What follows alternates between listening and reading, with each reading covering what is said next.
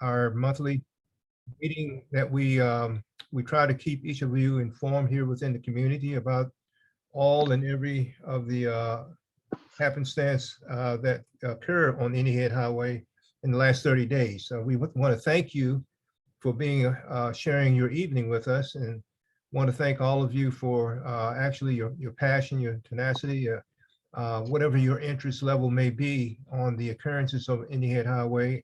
Our mission here with the 210 Traffic Safety Committee is always to be working towards an improvement in safety, security, and civility upon this highway.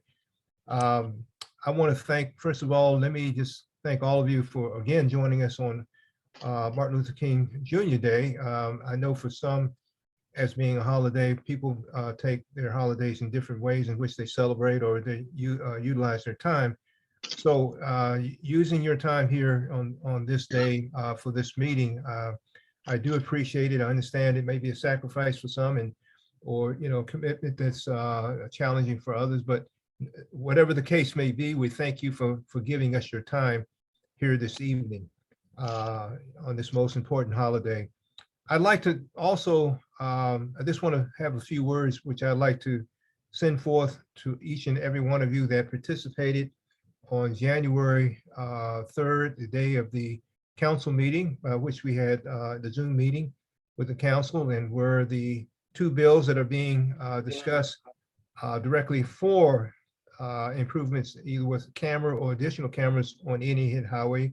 Bill number PG 30323, which is the bill that encompasses the increase in fines for Indian Head Highway, the cameras, speed cameras that is, and also bill number 30423, PGP 30423, which entails getting additional cameras, an additional 7, which would give us a total of 10 cameras for Indian Head Highway. And I just wanted to make some comments in thanking all of you that participated or that were on board that night to listen to the testimonies and the presentations. I think it went very well in terms of our representation, not only from this committee, but that's from this community. Things that were lifted up with passion, things that were lifted up with detailed individual testimonies and stories about one's own personal take on how things are going for them on this highway. So I think all in all, the evening went well in terms of the support, endorsement, and uplifting and promotion of these two bills that are, I think, can be very essential, very significant for safety for Indian Head Highway. Our last report about the bills, things were moving in the right direction. And again, that is because of the support that has been given by you and all of us together. But also, it seems that the legislative bodies thus far who have spoken about things on the two bills have been in agreement with the community. And that is a good thing. And so we know this thing is the process that the bills have to go through is not finished yet. I'll give Ron Weiss time to speak on what's left to be done. But so far things are looking well, but we don't want to get comfortable, laid back and think everything's in the bag because it is not. We've been through this before and things have looked favorable in the beginning, but unfortunately did not meet the final test to get passage all the way through. That being said, I just thank all of you for being with us. And those who support it, continue to support. And again, we'll give Brother Ron Rice time to speak on what remains, speak on what has been done, speak on what we can do and continue support to get these bills passed and through. That all being said, I'd like to get started with the meeting. We're about 7:06 now, and I hope we have some of our presenters on board. If not, we will ad lib and make do as best we can with the information coming forth. We usually always start out with Major Mitchell or one of his representatives to be on board to give us the current data reports that would come out of District 7 Police Station, Prince George's County Police Station. And if Major Mitchell, if you're here or one of your representatives, we'd like to turn over things to you that you can give us your latest report for things from your district in terms of the last 30 days.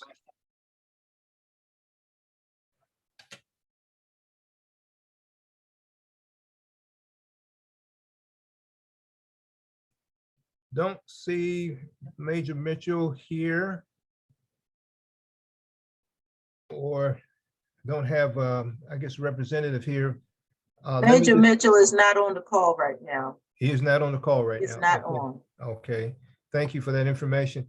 Let me just say this. I have the information he has sent me, and I can read off the data points that we can somewhat digest from his information. I'll just speak in his stead or their stead, what he has thus far. They have, and this is a report from actually, well, okay. It looks like the information that he has from 123 to 114, but let me start here. Let me go from 1/1/22 from the beginning of the year last year to the end of the year, 12/31/22. It looks like for moving violations, they had patrol stoppage or citations 1,272 for moving violations, of which they have the cruisers have given out citations. Warnings 2,526. A total C roads they have 344. Traffic stops. Citation or traffic stops they have, not citation, but traffic stops, 1,789. So the total number of citations that they have here is 4,142 for the year of 2022, from January to December 31st. In terms of the DUI, they only have reported one. Warrant service, they had 7. And for total pedestrian contacts, and this is when they're trying to get pedestrians to heed the light system and not cross in the middle of the roadway or that sort of thing, put themselves in harm's way. 5,335 of the pedestrians they've contacted as the numbers they have reported. Now, going into this year, from the beginning, January 1 to the 14th, this Saturday, they have traffic stops. They have 63 from the beginning of the year to the 14th, 2 weeks of time period. They have moving violations 24, warnings 89, C-roads 19, a total citations of 132. They have 0 in terms of DUI arrests. And so that's, and pedestrian contacted 217. So those are the numbers they have thus far for what they have for the enforcement for the gentlemen policemen in the cruisers. So you know, we can speak about those things as we go forth. I received from the latest report from AED, which the report only goes up to November, and I'm going to try to interpret these. There's some things that I just have to get with Captain Smith, who's giving us these numbers. It appears that the numbers have gone down in terms of citable events from the previous month in October. We didn't get anything from December, so we're talking about the November readings. And what we have in terms of total citable events is 2,240 total citable events. Now, the citations issued out of that number is only 202, which there's a big question mark of how that is possible. But I'll leave that for another time to speak about that on another occasion. But I just wanted to make note that the citable event number 2,240 is the ending number for November, which is a reduction from the citable event number in October, which was 3,295. It's almost 1,000 less in November than they had in October. So, I mean, those readings show decline, which is good, but then in terms of the citations issues, that's another story. That's something we're going to have to certainly dig into as to why that number is so small. But those are the numbers I have in terms of recency, in terms of data report. I can go into some other things, but I'll say that for another day, because I just want to analyze and really speak to the interpretation of these numbers to be able to report to you the data in real-time terms and with explanation of why things are the way they are. But that being said, I would like to go to Ron Weiss in terms of not only analyzing some of these data reports I just given, that Ron has digested for to show in some slide information, but also, Ron, I would like for you to give our audience the reports regarding what is left to be done in terms of the processing for the upcoming bills, where we stand, where we have come from, what's the latest report has been in terms of its movement, or any other things you can want to elaborate on regarding the two bills, PG 303-23 and PG 304-23. So I will turn it over to you. I don't know that I don't see this if Peter Kapanides is with us at this point. It doesn't appear that he is. I'm here. Yeah. Oh, Peter, you're here? Yes, sir. Okay. Well, Peter, let me I tell you what, to keep continuity, let Ron go Yes. first, and then we'll come back to you. Would that be No okay? worries. No worries. Okay. Ron, I'll turn it back over to you, and you can go from there to the things I've just mentioned and in the way in which you want to show which slides and the other information. Okay, thank you, Reverend Screen. I think Reverend Tierney has my slides that she'll put up for me, hopefully.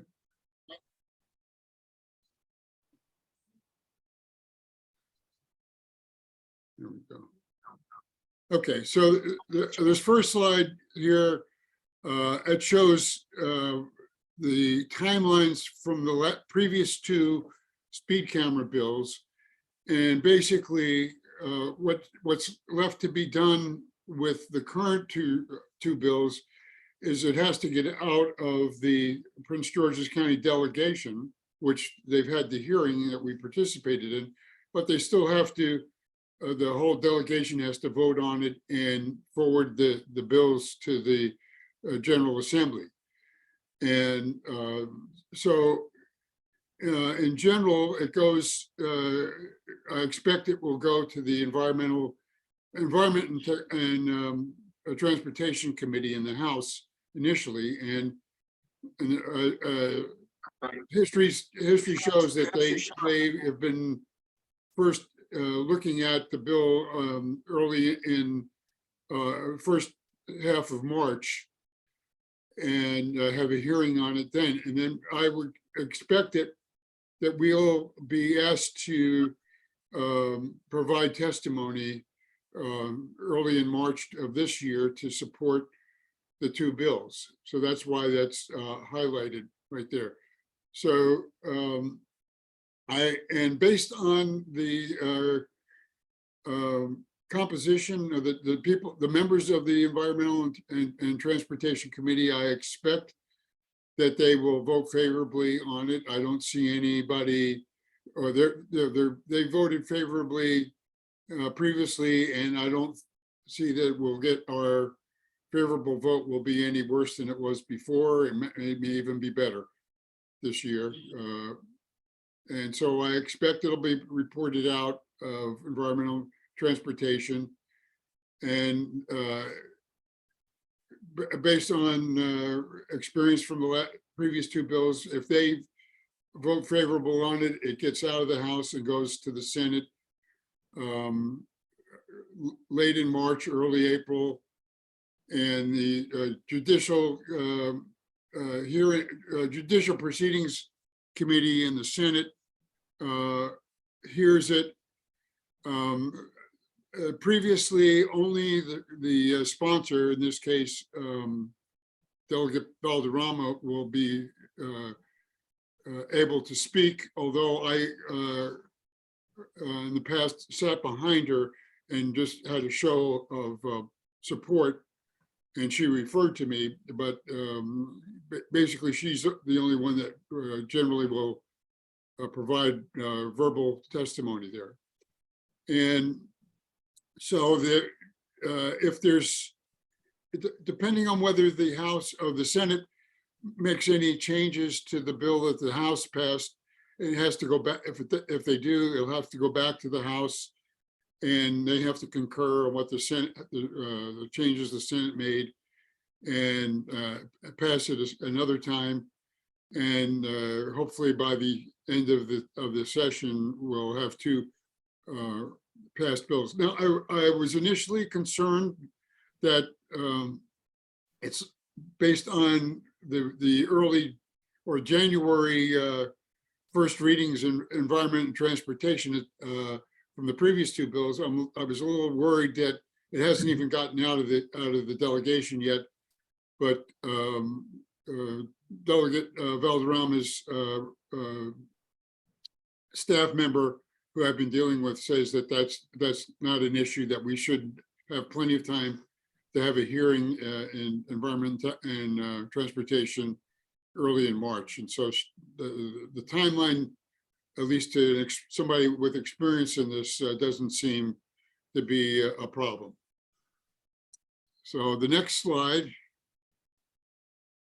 that shows you the composition of the House delegation, and Delegate Mary Lehman is the chair of the Law Enforcement Subcommittee of the delegation, and she's the one that has to present it to the full delegation for their vote. And based on the hearing that we had earlier this month, I don't see a problem. I think we have a good chance of getting it through. If not, and probably I expect and hope that it will be a unanimous vote in favor of the two bills.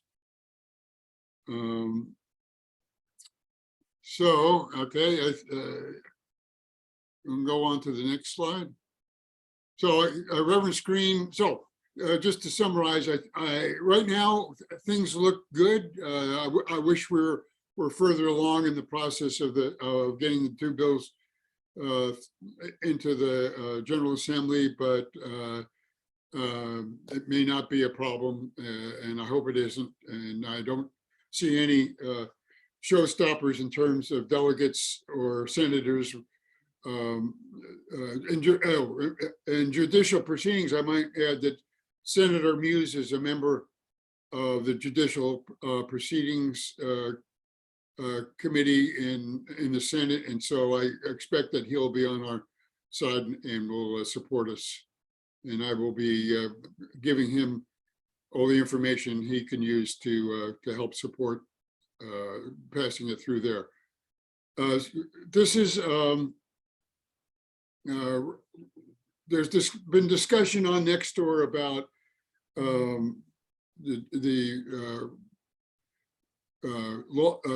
officer enforcement on 210 versus speed camera enforcement.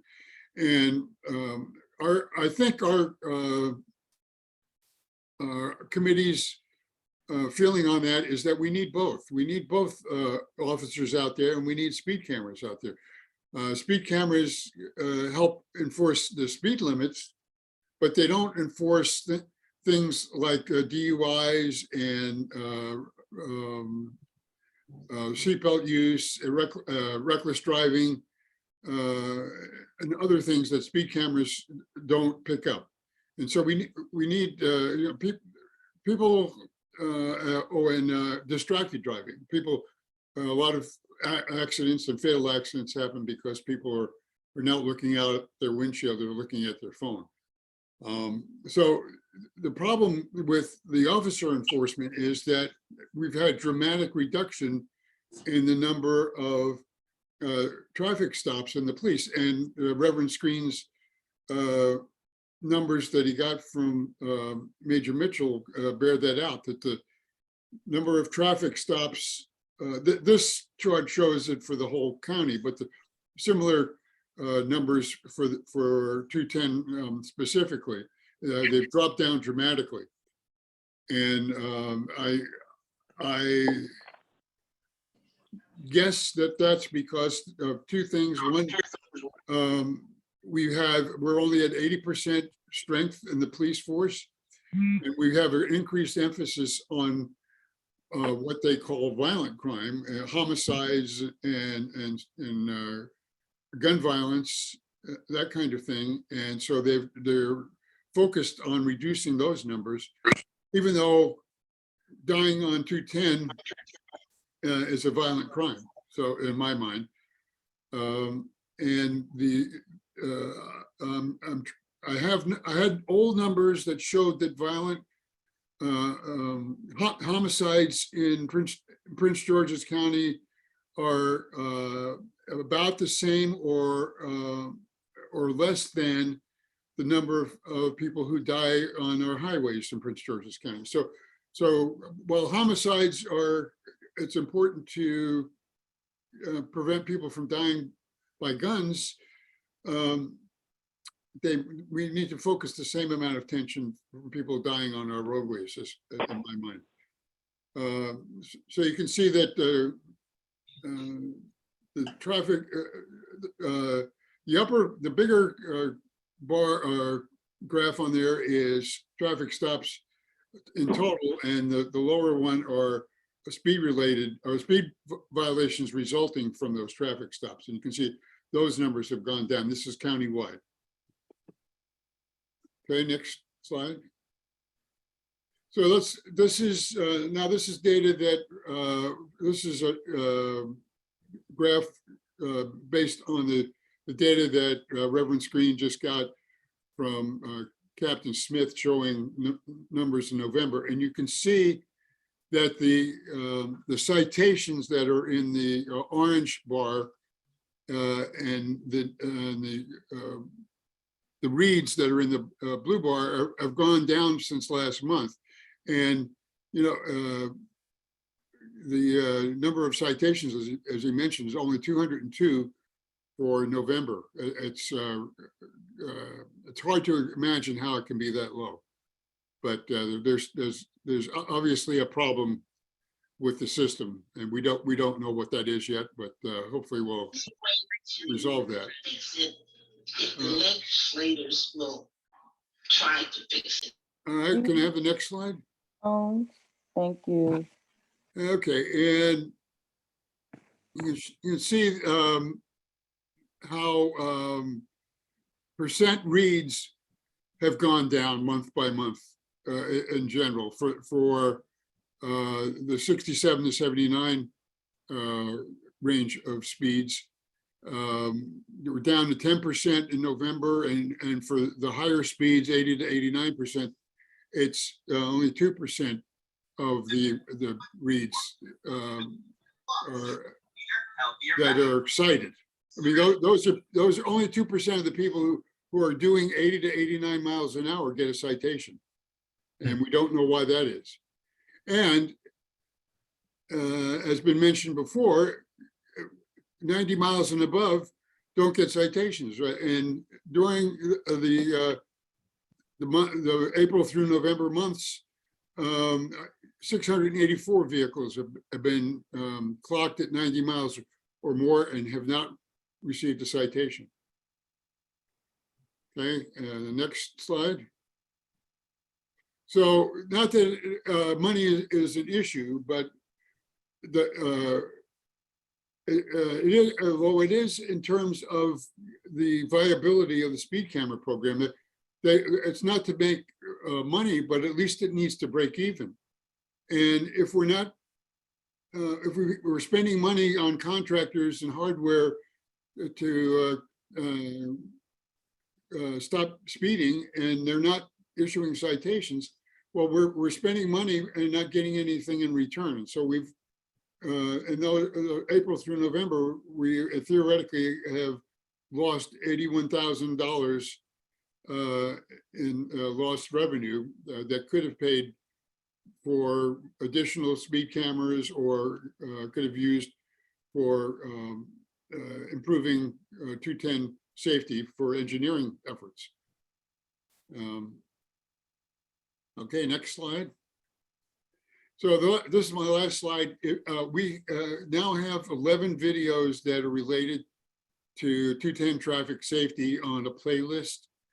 And if you're interested in looking at them, you can, I don't expect you to copy down that URL at the bottom, but if you scan that QR code, it'll take you to the playlist and you can pick and choose what you want to see. But some of them are pretty interesting.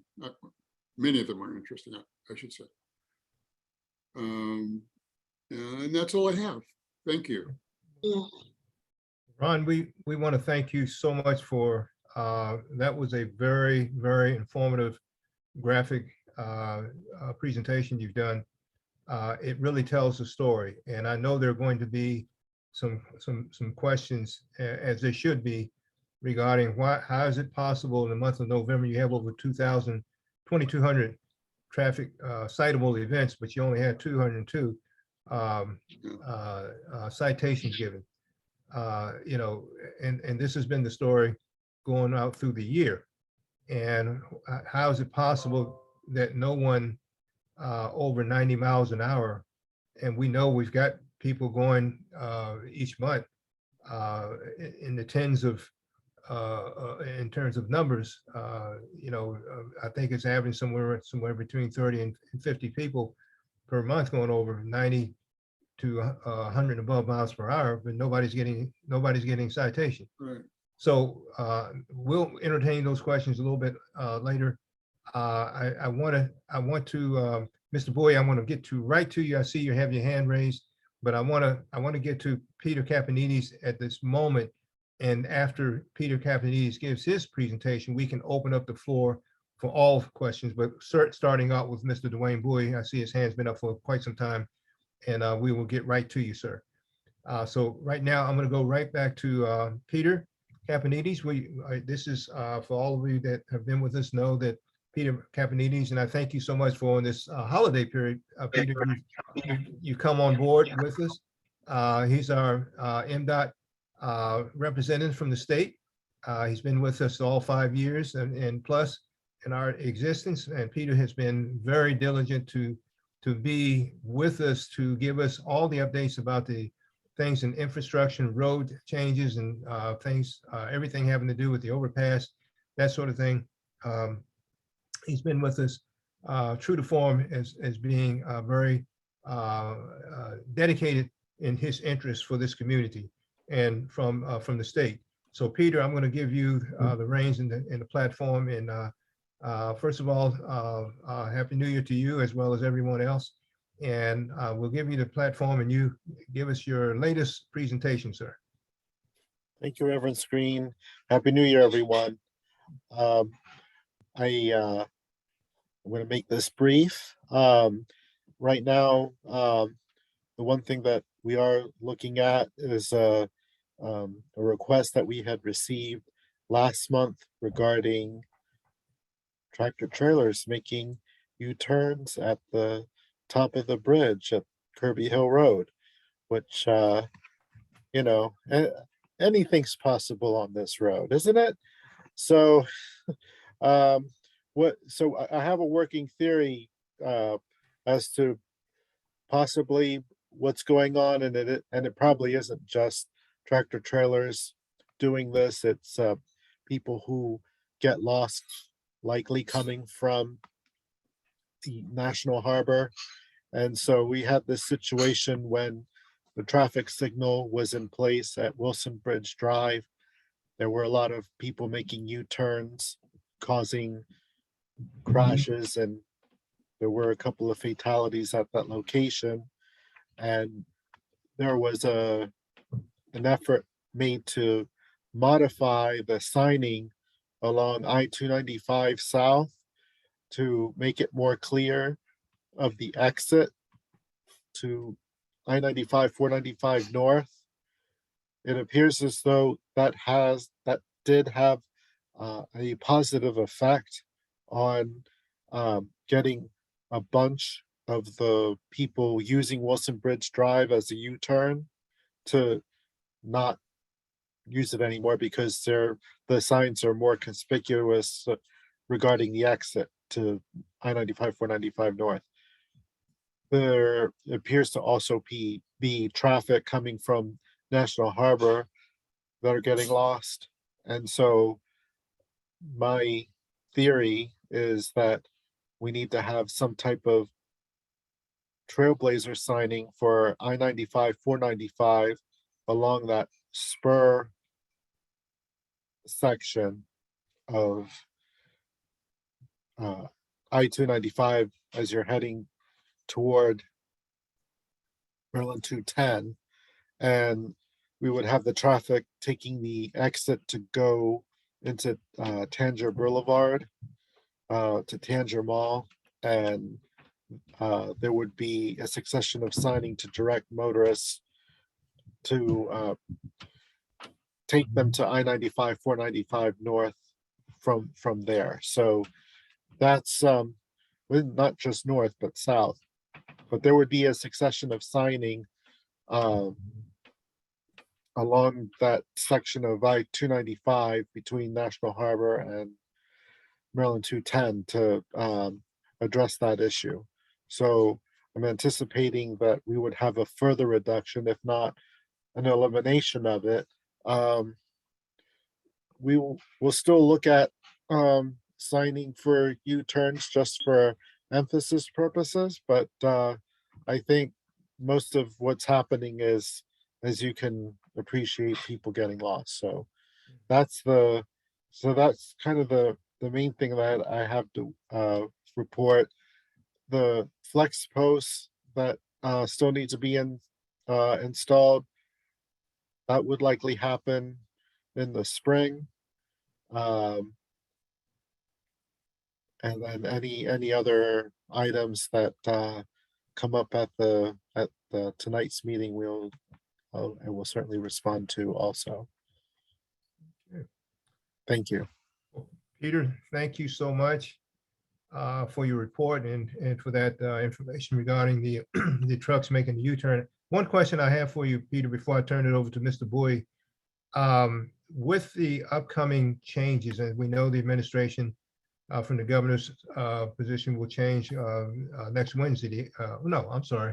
This Wednesday. This Wednesday.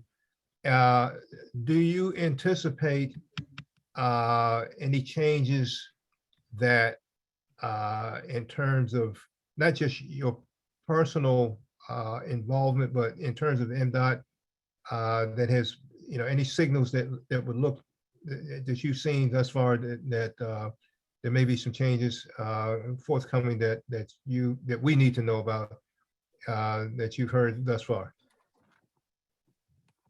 Well, the good news is I'll still be attending these meetings.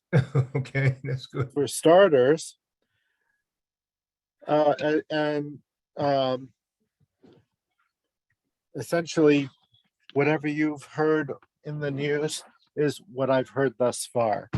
There hasn't really been any type of directives issued from the governor-elect's office or through the secretary's office. And the last news item that I saw, there's still discussions about who the transportation secretary is, but for the moment, it's still Jim Ports, and the administrator is still Tim Smith. Okay. So that's I'll know more in the coming months as to what's going on, but I think there will be a uh, a how do I put this? More attention toward transit. But that's a supposition on my part. That Mhm. isn't to say that what's being pursued on Maryland 210, you know, that will continue as far as I know. So anything beyond that, um, you know as much as I know. Okay. Uh, One more question before I turn it over to Mr. David Bowie. I have a question about, will the trash on the side of the road on 210, will that be contracted out? Um, And is there going to be any change in that you know of, or any signals about the contracting of the trash business that you may have heard?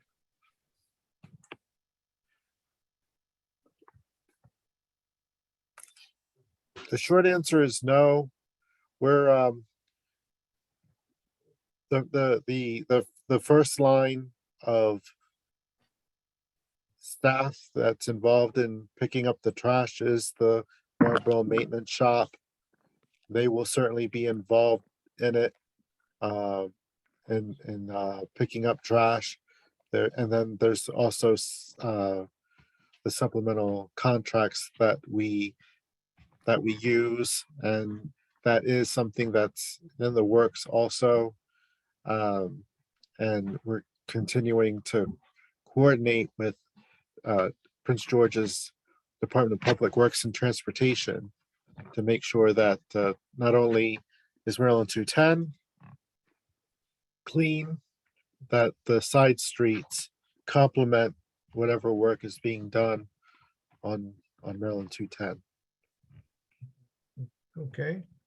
Well, thank you for those answers. I want to go right to, well, first of all, thank you so much again for, the work you're doing, Peter. And we thank you on this holiday period that you have connected with us and still showing your commitment to us in this community.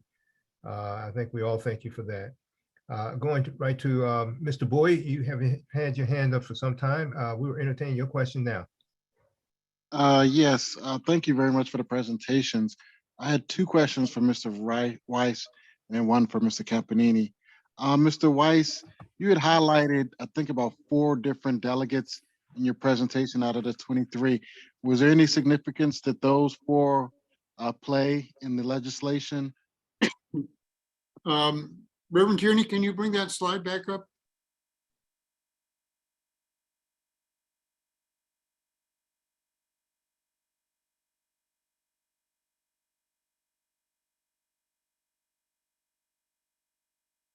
Let me,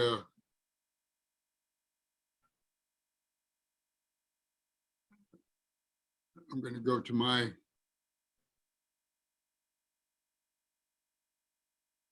they're highlighted because they're either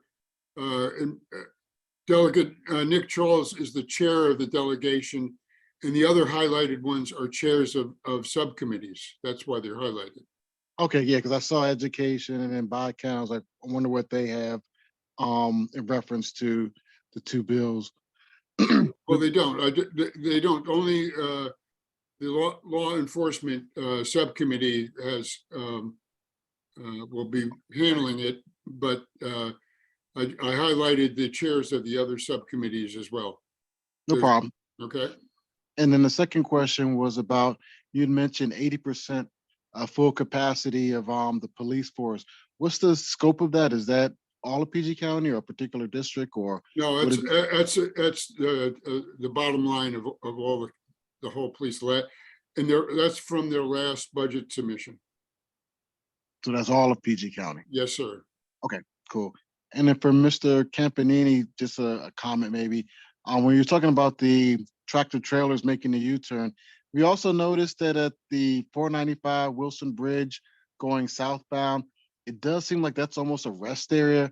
Seems like there's a lot of trucks that park there, and I'm like I said, I'm not sure of the work or if that's a good area, but I was like, I wonder, does that have anything to do with the more and more trucks you see right as you're going southbound or even sometimes northbound, where 495 and the Woodrow Wilson Bridge intersect. The trucks parking on the shoulders, that's been a problem, not just there, but at various locations along the Capitol Beltway. There have been issues at the Park and Ride in College Park. There have been issues at the US 50 interchange. We are continually monitoring that, and we've been putting up no parking signs as needed. It's one of those situations where the drivers unfortunately are mandated to stop. They're mandated to drive only so many hours in a day, and unfortunately there aren't any the proper facilities for truckers to be able to park in a more desirable location. The shoulders, regardless of whether it's a truck or a regular vehicle stop for emergency purposes, it's not a safe place. It's there to do your business in terms of handling the vehicular emergency and then getting off the road as quickly as possible. I will take note of what you just told me, and I'll have one of my staff look into it and see how much of a problem it is. I think there is a little section, and I'm trying to remember off the top of my head. This is at the I-295 interchange. There's an area there for state employees, state staff that handle maintenance of the Wilson Bridge to stop and stage whatever work needs to happen. And I'm afraid that we probably, I wouldn't be surprised if we had trucks parking in that particular section. It's I guess this, if you were looking on a map, it's on the northwest corner, I guess, of the I-295 interchange. There's that ramp that comes from southbound I-295 to go onto I-95, 495 toward the bridge. There's a section there that I guess could be considered enticing for truckers, but it is a problem. There's the location that is full to the gills, pardoning the expression, is at a welcome center on I-95, about, yes, 10, roughly 10 to 12 miles north of the Beltway. There's a welcome center, and though, I mean, both directions, it's incredible how many trucks stop. I mean, that's one of the safer locations, but when it's packed to the gills, there's still trucks that are parked on the shoulders. So yes, it's a problem. Thank you. Sure. Thank you. Before I get to Brother Andy Holloway, I just wanted to report from Miss Sandra Hall on the chat that it says District 7 police officers, students, and the community picked up trash today from the surrounding neighborhoods today. So I guess there have been some concerned individuals, students, and police officers that have hopefully helped to work towards the appearance on Indian Head Highway and got directly involved in that way. So that's there to be applauded and certainly thanked for their efforts on the service day of Martin Luther King Jr. holiday. Going right to Brother Andrew Holiday, you've had your hand up. Boom. Yes, sir. Happy New Year, everyone. In regards to the kids and District Division 7 today, picking up trash, they did an outstanding job. It was not actually on 210 itself, but in the side road and some of the communities that like I think Swan Creek area and a little bit further up at where the police department is. They cleaned up there. They could not clean up on 210 itself. Hmm. Okay, but the kids were awesome, and neighbors and friends that came out had a blast today. Beautiful weather and great job. Right. You can tell the difference. I want to also say, please pay attention to all the county bills we're talking about in regards to our cameras and speeding and how we can possibly, you know, be a busy part. The question was asked, can we sit in on these meetings and things up in Annapolis and up Marlboro? And the question was answered back very appropriately. And things are loosening up, but we don't know. So, but just pay attention. And if it's out there, please make yourself known that you either support it or you don't. I would hope you support because this is our community and these are our families and friends that are being mutilated. Okay. I want to go to Mr. Peter Campanini. Well, thank you very much, sir, for what you guys are doing. And may I ask to be very candid, can we get those same pretty beautiful, eye-catching flex poles put in place that you have on Woodyard Road up near Gwynn Park and the post office up there? Those are very eye-catching, looks very sturdy. And I think, it may help us out down here because these folks are running over these bad boys like it's, it's a target. Yeah. Thank you guys for what you're doing. Sure, no problem. Okay, thank you. Brother Andrew, we thank you for that, for those comments. And Peter, I guess that was directed to you to, I guess, is request for not just additional poles, but I guess ones that are more attractive and more appealing, I guess, and not so much of a target. I guess if you hit the poles, maybe to hit the poles hit you back. Maybe you want to think twice about hitting them. So maybe that's the whole idea. That's a great question. So I'll leave that to you, Peter, to respond in action or words or whatever, or both, how you want to answer that. Let me take a look at what was installed at Maryland 223 at the library. Is this, I'm trying to remember what road that is, that's by the library, but it's not It's a little Gwendale bit further, Road. Peter's a little bit further up near where they put the new road in. They got some new apartments and building back there. Just before you get to the shopping center up there, where Gwynn Park is right up in that area where the hospital is.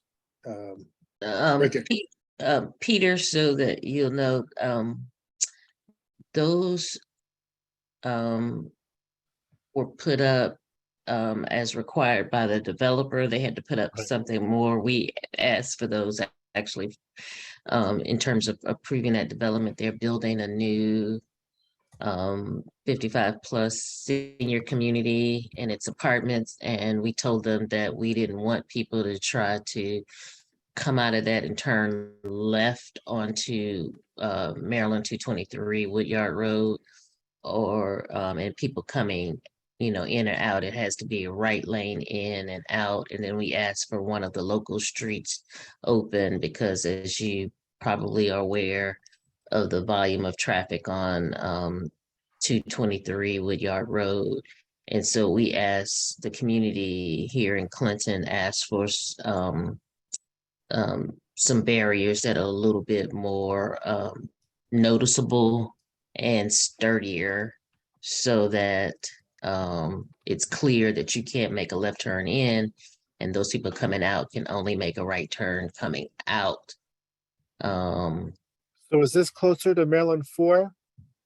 No, sir, it's Pennsylvania Avenue? closer to Branch Avenue. It's coming up to Okay. Branch Avenue at 223. And I Okay. know 223 is a state road, but I'm gonna venture to say, because we made a big stink about it when I testified before the planning board, that we needed extra barriers there to keep people from illegally turning left into that lot and into the center, and for the people coming out from turning left back onto 223. If I get next time I go, in fact, I've got to go to CVS tomorrow. So when I go down there, maybe I'll take a picture of it and send it to you, so you'll see what it looks like. Okay. But yeah, Thank they're you. taller, they're yellow goldish, taller with red what do you call them? Neon, not neon, but light reflecting at night, so you can also see it Yeah, at, the retro reflective. Yeah. So yeah, what I think, what I think is there is a material called quick curb. So it's so it looks, it gives the appearance that there's something raised, but what's on top of the material are either flex posts or paddles. right, right. I think they're the paddles. And Okay. we had asked them, I'm not sure if the state actually paid for it out of its budget, because we asked that the developers bear the costs. I think the developer actually did it, and Yeah, they're aware of the materials, so it's likely that that was at the developer's cost, which is fine. right. I mean, I'm sure it was at the developer's cost. I Yeah. remember that was a request that was made, just to help with the traffic flow on that road. And Okay. so, but I'll, like I said, I'm more than certain, because that's something that we asked for and testified for before the planning board. So, Right. but I'll send you something so that you'll see what it looks like. Thank you, Ms. Davis Brown. I'd like to open up the floor to Rex, to the rest of the body here, to any questions that that anyone may have on anything that's been presented thus far. We're here to try to answer any questions, and certainly I know there's been a few things that should be, I would think, be a little intriguing with the numbers and some of the information on the graph. So please, anyone who has any questions about anything said and reported here tonight, this is your time to ask your questions. So hopefully we can answer them. I did have one question, and maybe it's worth noting. I guess we're tracking fatalities on 210. Are they tracking accidents on 210? I mean, to do some correlation, I think I've witnessed about 3-4 accidents, and it seems as though just the existence of Maryland 210, it still causes accidents just like any other road. But whether we've got these safety things in place, all of the, traffic things, is there any way to, so let's say, track the accidents that are happening? I think I saw a car that, got engulfed in fire. I think it was going northbound on 210 right before you exit to go to either 295 or 495. And you just wonder, what is the, how did that accident come to be? If it's police reported, the police can, it's filed somewhere, but maybe it's something that the police can share with, we've tracked these 7 accidents, and, whether the safety stuff we've put in place have helped or not, it may be something worth tracking. Yes. And that's a very good question. And we've neglected to really focus on the accidents, probably, which is something more of us are acquainted with. But I think what we'll do is to try to bring those more to bear in our reporting. There are quite a few accidents, as all of you can probably testify, and anyone that gets on 210 can testify. But just as a by the way, last year, 2022, we had one of our highest level of fatalities in many a year on 210. Matter of fact, I can't remember the last time it's been so high. We had actually had 10 people to expire on Indian Head Highway last year. The last accident or last fatality event took place actually the day before Christmas Eve, on the 23rd in Akakeek.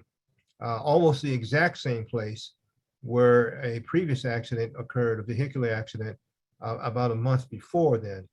We had 5 pedestrians and 5 vehicular accidents that resulted in death last year.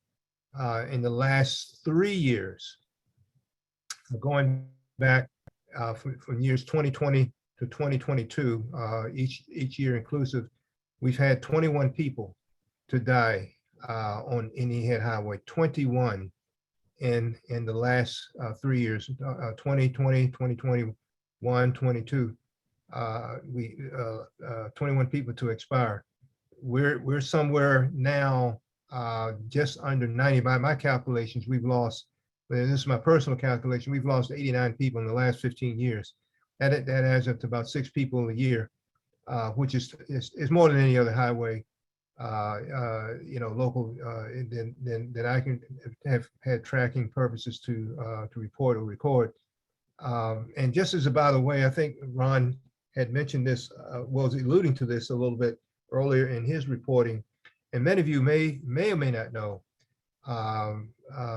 this particular data point, but Prince George's County is one of 24 counties in the state of Maryland, okay?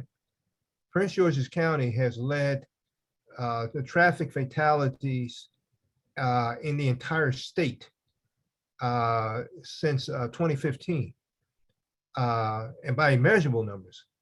And it's usually somewhere 100 or above. And here's the thing, we're leading more here in this county. I mean, I think the closest to anything close to us in terms of fatalities, I think is Baltimore City.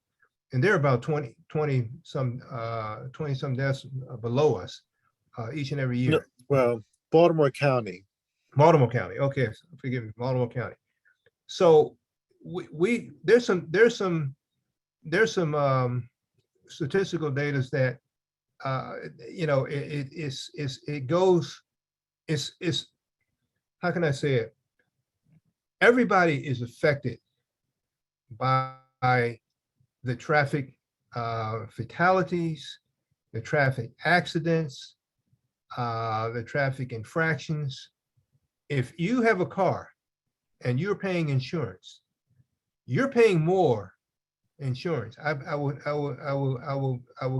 guarantee you're paying more insurance living in this area than most other areas in the surrounding district, just because you live in this area. And I did a analysis of this back here in the summer of last year. My wife was able to get a tracking mechanism of all the insurance companies, Geico, Allstate, all the way down the line. And you're paying more here for everyone else's accidents, everyone else's infractions. That's the way the insurance companies work. When I was this is going back some time, I worked for Geico while I was going to school at Howard, and as an insurance underwriter rater. And I had the assigned risk section with assigned risk meaning all the bad drivers, and that this happened to be in the state of California. I think it was California, Utah, Nevada, that area there. And this is going back, a long time. I just put it that way. But the way the insurance companies work, I mean, they if they don't take a loss, when you live in an area that is proportionately has a high rate of accidents, whether you individually have had an accident or an infraction or citation or what have you, it doesn't matter. You're going to pay more. I just had to, well, not just, but almost 2 years now. I used to be with USAA for many of years. And I know this, knowing in the back of my mind, but my rates kept going up and up and up and up and up every 6 months. And I got with them and said, wait a minute, look, I haven't had any accidents, haven't had any infractions, haven't had this or hadn't had that. And, I said, why, and I already knew the answer, but I just had them just to say it. And he said, well, look, it's where you're living. It's where you're living. And so this is another reason why each and every one of us should be concerned about what's happening on this highway. We're paying. We're paying through the nose. And so it's not a thing where we're disconnected. We're all inherently hooked to one another with an interdependency upon everybody hopefully following the rules because everybody's gonna pay one way or the other. So that's just a little tidbit in terms of you know, why it is not only the common sense things of what we need to bring forth, you know, safety and civility and you know, some type of, you know, tampering down on what we have here in this area, but it also economically, we're paying more as well. I see we have a hand here, Joseph Trapani. If you want to comment on that or something else that's been said. Thank you, Dr. Roberts Green. Now, I just want to clarify, in the chat, there's a lot of traffic about opening service tickets regarding Maryland 210. And Ms. Davis Brown has articulated the link to open a service request. It's different from the county, PG County 311, because I have myself opened a ticket or more on 210, which is a state road. And so that the state has its ticketing, service ticketing system set up for that. It's not part of the county 311 ticketing system. So I just wanted to clarify for those that aren't monitoring the chats that have been going around during this call, that the state does have its own ticketing system for service requests. And we don't have to wait until we get Peter on the line every month to, you know, acknowledge some issue we're having with the roadway. Any citizen can open up a state highway service request to report any issue on the road. That's all. Thank you. Okay, well, thank you for that information. That's very well received information. Any other questions or comments that anyone would like to make? Think you were getting to my point about the insurance. That's exactly where I was going with. We just noticed the thing from USAA saying, hey, your insurance is going up because you're having more accidents in your area. So although we're tracking fatalities, et cetera, these accidents, as you can see, are also, you know, life-changing for some people, but is also impacting, you know, a lot of our insurances one way or the other. So as Mr. Weiss has said, hey, having police, you know, look for distracted drivers, et cetera, these bills hopefully will help come a long way, not just for the police cameras, but actual law enforcement helping to, you know, stop these type of activities. Yes, thank you so much. This is something we all should be concerned about, and I'm sure we are. But it's just one of those kind of things that kind of hides itself in the shadows. You know, it's not spoken a lot about because people don't really want you to know those things. But the fact of the matter is, I think it was Consumer Reports a couple of years ago did a feature on the fact about insurance rates being, you know, raised in very high impact areas of traffic, fatalities, accidents, and what have you. And it's in the billions in some, you know, some communities that when you add it all up across the country, people are just paying more, and we are paying more in this area, unfortunately, because of those things. Yes, Ron, I see your hand is up there. I just wanted to add that, let me see, my camera back on. There's today there was a report from the Baltimore City I-83 Jones Falls Expressway speed cameras. They have 2 speed cameras there, and there was a news release about the results of their cameras. And what their Department of Transportation is saying is that there's only, they're noticing that the speed cameras have reduced the extreme speeding, but the average speeds have gone down only slightly as a result since the speed cameras became operational.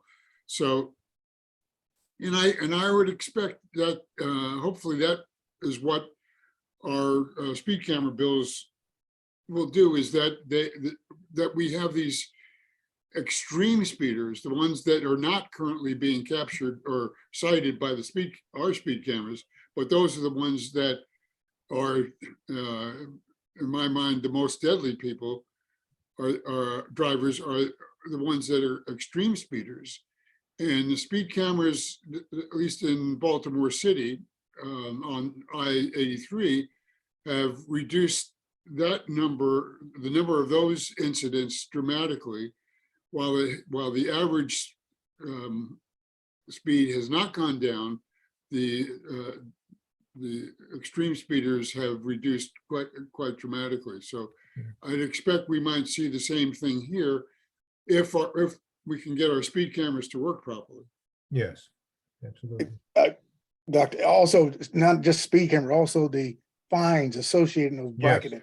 As you're trying to, that's what really kind of helping is the fact that, okay, if I get a 40-hour ticket, for doing 120, I get a 40-hour ticket for doing 80 miles an hour. Yeah, Yes, Give me a reason why I shouldn't do 120 yeah. if I'm that stupid, yes. but excuse me for saying that, but that's what we have to do. It has Yes. to run, succinctly, more cameras and higher rates of fines Yeah. associated with those things. Exactly. Yes. And just to put that in perspective, I mean, I think it's, what is it, 52 miles over, Ron, if I'm not mistaken, it's 530, 500 plus is the fine. Now, I mean, that may seem like extreme. Well, man, who was going 500, who's gonna go over 50 some miles an hour? Well, on 210, it happens quite often. The 161 and the 168, matter of fact, I think with April, May, and June, I think it was 161, 168, 162 were the high speeds. So we're not talking 52, but we're talking 100 almost miles over. And this is what happens here on this roadway. So we need to put some dents in the pocketbook of those who dare go that fast. So I think Ron, you're right on point. These egregious speeders, these are ones that, I mean, instantly if they hit anything, it's going to be instant fatality at those high speeds. And it's just, and here's the thing, let me put it this way. I look at, unfortunately, the car, I've said this many times, the automobile is a wonderful servant, but it's a terrible master. And I believe the way cars are built now, many people are addicted to the enhancements of speed, the other things that go with the high speed automobile, that sort of thing. It gets easy to be addicted. Now, what happens when a person is addicted? They're the last ones to admit that they have an addiction to something. The only thing, when the addiction with drugs, you may kill yourself with the drugs. Addiction to the car, you wiping out other people. And we've had that happen. Unfortunately, we still have, the highest number in any particular roadway, 8 being back there in 2008, there was 8 people killed and 9 people injured from that one incident of speeding that went into piles of people. So that's the difference that we have with the automobile and with these high speeders on any highway. I every month I just pray that we can get through the month without having some type of incident where it's not just the driver, it's innocent people that get caught up in the midst of the driving. Yeah, if I could just add is that the cars are getting bigger, faster, heavier, and people are not. Yes. We're as soft as we ever were. And so pedestrians, if they ever had a chance, they have even less of a chance now. And the other thing I meant to mention is that only 1/4% of the traffic on 210 have gone fast enough to get a citation. Whether they got one or not, there's only 1/4% of the people go fast enough to deserve a citation. Yeah. So we all, and I would imagine the average speed is 60 miles an hour, maybe 65, somewhere between 60 and 65 miles an hour, but not high enough so that, so only 1/4% of the traffic on 210 are in this, going fast enough to deserve a citation, which, you know, is a pretty, I think that's a pretty good for show for the majority of people who use 210. We're breaking the law. We're not exceeding 67 miles, whatever the lowest speed is to get just to stay under the speed limit, under the speed camera citation. It's those extreme speeders with heavy cars going fast, heavy big cars going extreme speeds that, you know, if you get in their way, you're a grease spot. Yeah, yes, that's unfortunate the way it is. Yeah. Okay, I don't have anything else. Thank you, Ron, for that. You certainly put that in perspective. It's not these extreme speeders that are a danger to us all. And we're paying for them as well as all the other atrocities that go with reckless driving, distracted driving, and everything else that goes, you know, goes south in terms of safety. I pray each one of us will continue to remain safe. If there's any other questions, I will entertain them, but I don't have anything else to present, or if anyone else has any comments or things need to be said, please, this is your time. Urban Screen, we Yes. asked folks if they could possibly get on with the CAC, which also is in the community. These are kind of things that can be supported Yes, and fostered forward through that medium. yes, yes, absolutely. We all want to stay engaged, and thank you for that, Brother Andrew. And also I would just add, let us all be mindful. It looks like from the presentation that Ron has given earlier, it looks like this process of the bill's passage will go up until the next 3 months. We're talking about in early April. So we have to be diligent. We have to be ready, as he spoke about. At one facet, we have the opportunity to support Delegate Valderrama, or before then, I believe it was. But we this is not, you know, we've got some good favor at this point, but we still have a long way to go. This is just the first round, the first month. And so each month that we go further down the road, hopefully successfully, we still have to get up to that April date and time and season before it's all over. So let's remain diligent. Let's continue to stay engaged. And thank you so much for all of your support and for the support yet to be included for this final passage. Anything else need to be said? Someone asked, Rick Walsh, what year was the MOU signed? I have been driving 210 for 54 years. The year was 2000. So it is 23 years old, or moving close to 23 years old, specifically in terms of the time that the MOU was signed. And unfortunately, it still unfortunately has not been taken care of since that time. I believe Ms. Cynthia Jones had just asked for has a question.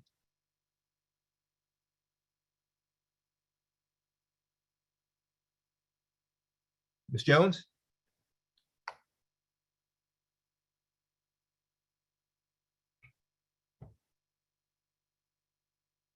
She needs to unmute her phone. Okay, Ms. Jones, you have your phone on Yes. mute? Yeah, someone keeps muting me, and I don't understand why. I've been asking for the last half hour if I can ask a question. I don't understand why I keep getting muted, but Okay, anyway. what is your question, Ms. Jones? Okay, the DUIs, I logged in late. Were there any DUIs reported in the month of November and December? There was only one DUI reported for the year of 2022. I realized that. I'm sorry? I want to say, I realize that. I want Okay. to say while I was out and about, I saw numerous police officers pull over cars on 210 leaving National Harbor. That's why I'm asking the question, if there were Oh. any DUIs during that period. No, we don't have any for the 14-day period of the current report that I was given. There was no DUIs reported at that time. Yeah. Okay. Yeah, and I think that it goes back to what Brother Ron had brought out earlier about this 80% reduction in the number of officers countywide. But we also know that District 7 has, you know, it may be 80% district-wide, but they have, I think they've suffered probably, maybe, I maybe be a little forward in this a little bit more.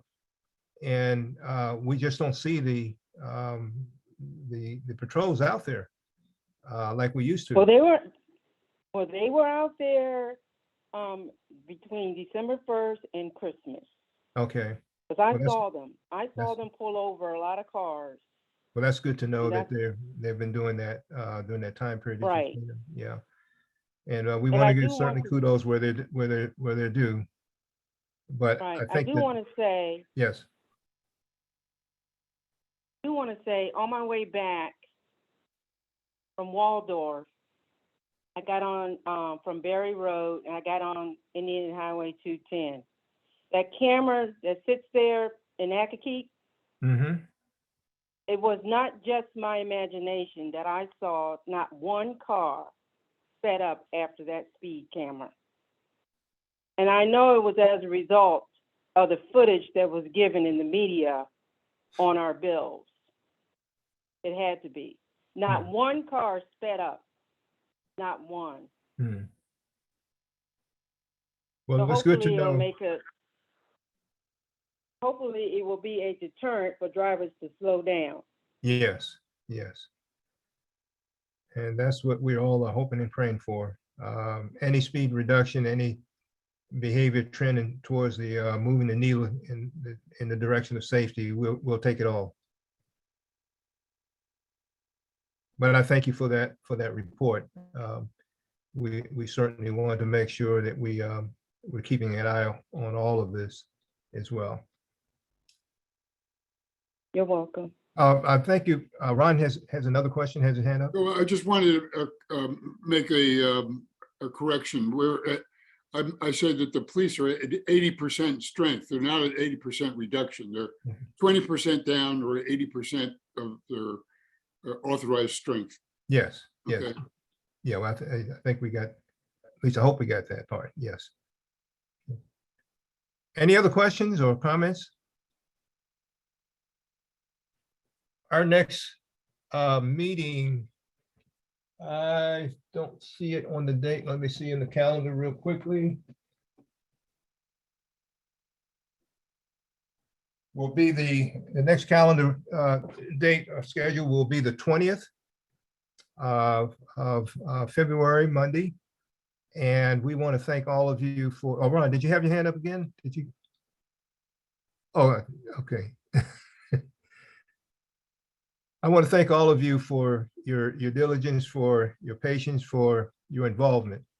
And I can't say it enough that it takes all of us to make this change. And, we just have to stand in the ready. As I say again, this is going to go up to the month of April. There's a lot that can happen between now and April. So we just have to be, diligent in our support and are ready at any time. But thank you so far. Thank you so much thus far for what all of you have given. We've made a lot of headway, but we still have some miles to go. But saying that, I'm just going to pray each one of us be safe and be sound, and that we hopefully, prayerfully, will see you once again next month on the 20th. Amen.